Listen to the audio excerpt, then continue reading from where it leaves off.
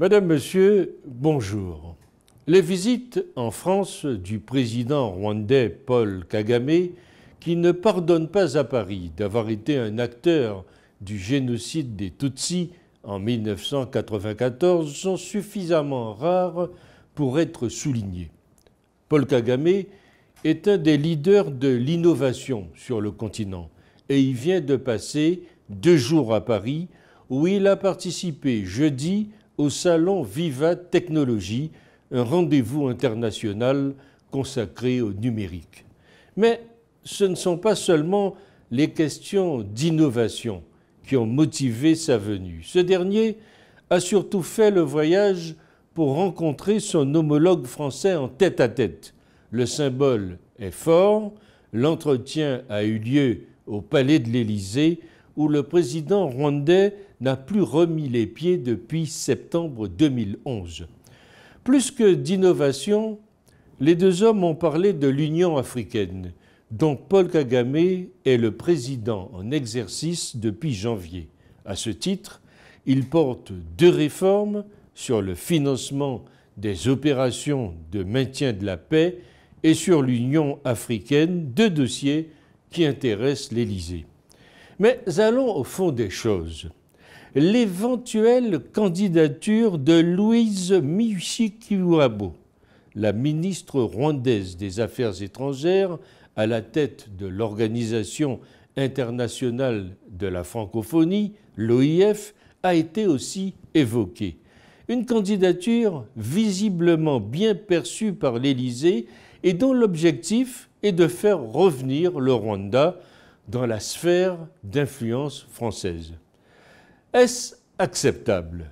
L'ambassade de France à Kigali a été fermée et elle reste toujours fermée jusqu'à aujourd'hui.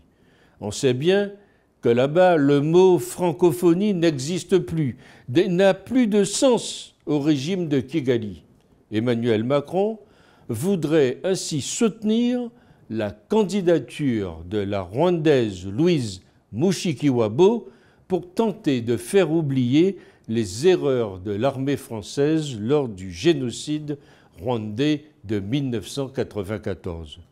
La francophonie serait ainsi offerte comme un cadeau de Paris au pays des 1000 collines afin de normaliser leurs relations. C'est une chose qui est inacceptable. Certes, les relations ne sont pas bonnes entre Emmanuel Macron et la Canadienne Michaëlle Jean, l'actuelle présidente de l'OIF. Emmanuel Macron voudrait lui régler ses comptes en soutenant la candidature d'une autre femme. Mais ce n'est ni plus ni moins que de l'arbitraire, car tout le monde sait que la voix de la France pèse dans une élection comme celle de la francophonie. Le Rwanda est-il réellement un pays francophone? D'ailleurs, est-il un État de droit, tout simplement?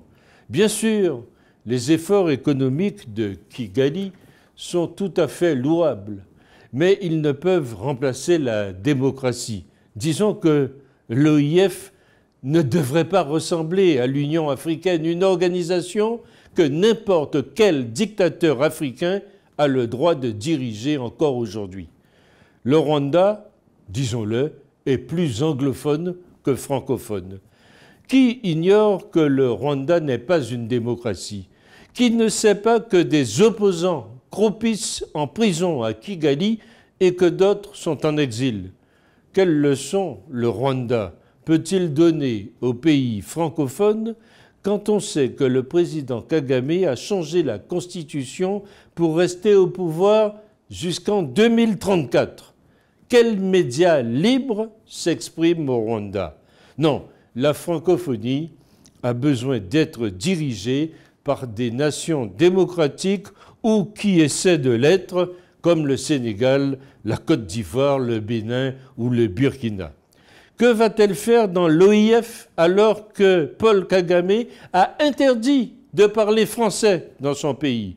Alors parlons un peu de la francophonité du Rwanda.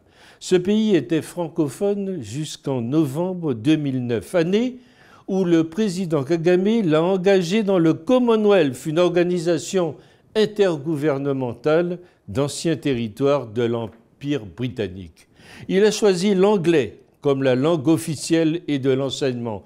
Et vous voulez lui donner la francophonie, disons soutenir à la tête de la francophonie la ministre d'un pays qui a imposé l'anglais à ses citoyens qui jusque-là parlaient français, me semble indiquer une bien mauvaise compréhension de la francophonie. Kigali doit d'ailleurs d'abord nous expliquer cet intérêt soudain qu'il manifeste aujourd'hui pour l'OIF alors que tout est en anglais au Rwanda. Plus grave, Kigali doit accueillir le sommet du Commonwealth en 2020. Ainsi, il aurait la francophonie à droite, le Commonwealth à gauche, l'Union africaine sur la tête, ou alors, autre explication, plus simplement, Emmanuel Macron a-t-il envie lui aussi de croquer dans les minerais, vous savez, le coltan, le casitérite, toutes ces choses qui viennent des terres rares que les diverses milices rwandaises pillent au Congo depuis 25 ans. Mais pourquoi Paul Kagame fait-il le premier pas envers cette France officielle qui protège toujours les présumés criminels de génocide des Tutsis en 1994?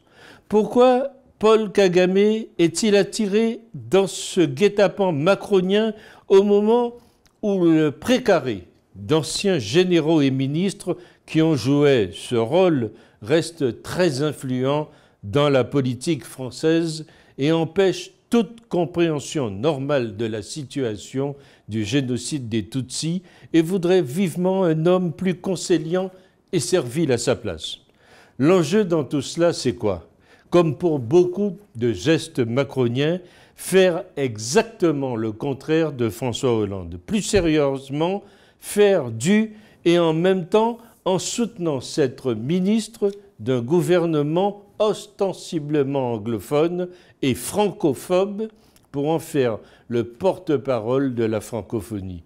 C'est ce qu'on appelle porter le paradoxe à son incandescence, mais why not, comme on dit à Kigali.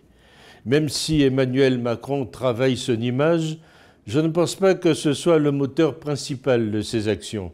Peut-être pense-t-il que le Rwanda peut servir de bascule pour redonner une place à la France en Afrique, y compris dans l'Est anglophone.